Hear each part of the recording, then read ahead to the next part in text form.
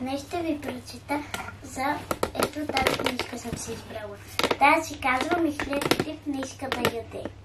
Започва.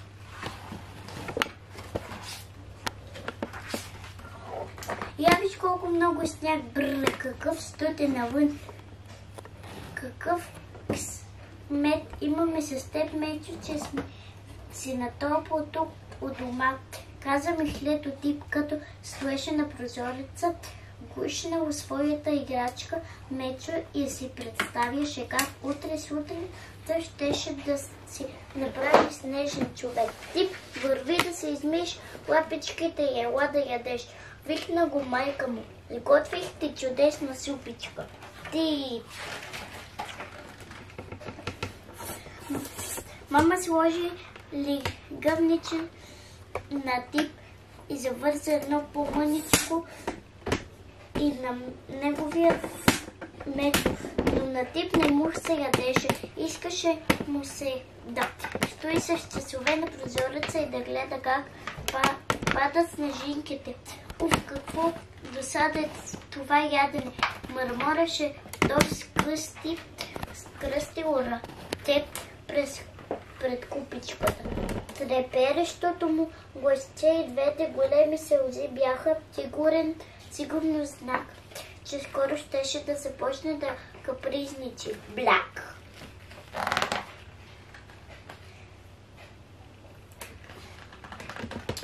Хайде! Мама настоя с голямо нетърпение. Хайде, Тип, изя си супичката от моркови. Тя винаги е била любимото ти ядене. Специално за теб избрах най-крехките моркови вчета, които толкова много обичаш. Вече не харесвам морковите. Имат ужасен цвят. Отвър на Тип. Това вече беше прекалено. Кое Мишлен обича моркови?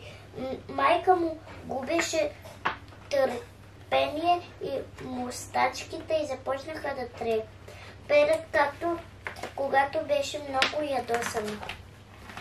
Но Мишлето Тип не искаше да знае за супата, дори и с крем от прясно сиренце майка му не успя да го убеди да яде. Вече не ми харесва и сиренето. Искам само бомбонки, заяви намусено. Той стана от столчето и отиде в стаята си, влачайки след себе си Мечо. Майка му вече беше много ядосана. Мустачките затрепереха като крилцата на щурчета в лятна нощ, а това беше лош знак. Какви бомбонки трябва да си изядеш супата, ако искаш да станеш красив и силен мишок като баща си? И си помисли какво щастие е, че имаш вкусно и топло ядене, докато животните в гората не могат да намерят никаква храна в този студ и сняг. Уф! Мишлето Тип се впечатли от думите на мама, но не го показа. То обичаше своите приятели, които живееха в гората. Чук-чук! Някой почука на прозореца. Кой ли може да е? Аз съм щуреца, бързо отворете, тук навън е ужасен студ. Дори с вълнения шал и с шапчица на главата щурецът изглеждаше съвсем премръзнал. Чук-чук! Нямаше ли малко топла супичка или парченца сиренце? Попита той с тихичко гласче. Май и тази зима всичко се повтаря отново, каза недоволно мама. Пак ли нищо не си задалил на страна през лятото, ако продължаваш все така да не се запасяваш с храна, само мислиш да пееш и да се забавляваш, някой ден ще умреш от студ и глад.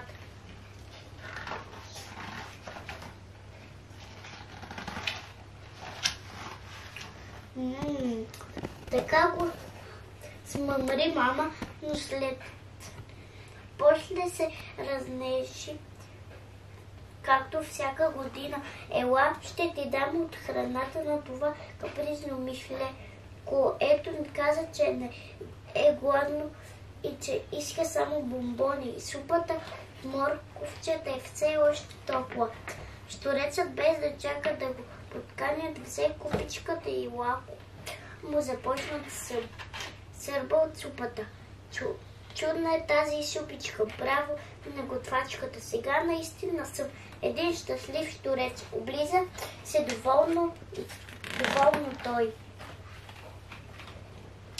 След като изпрази купичката, той попита с недоумение мишлето тип: ама ти наистина ли не искаш да ядеш тази вкуснотия? Явно не знаеш какво е да си гладен и да нямаш друга храна, освен една суха шишарка или замръзнала коричка хляб. Много вкусно.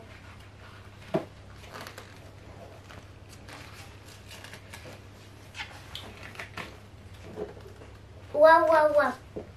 И ето, че щурецът с пълен корем отново имаше желание да пее. Преди да си тръгне, той изпълни една песничка за довиждане на мишлето и неговата майка. Мишлето тип се мислеше за това, което току-що беше казал новият му приятел. Сухи шарки и корички, какъв ужас! Мама, не остана ли случайно нещо от моето ядене? Изведнъж апетитът му се върна.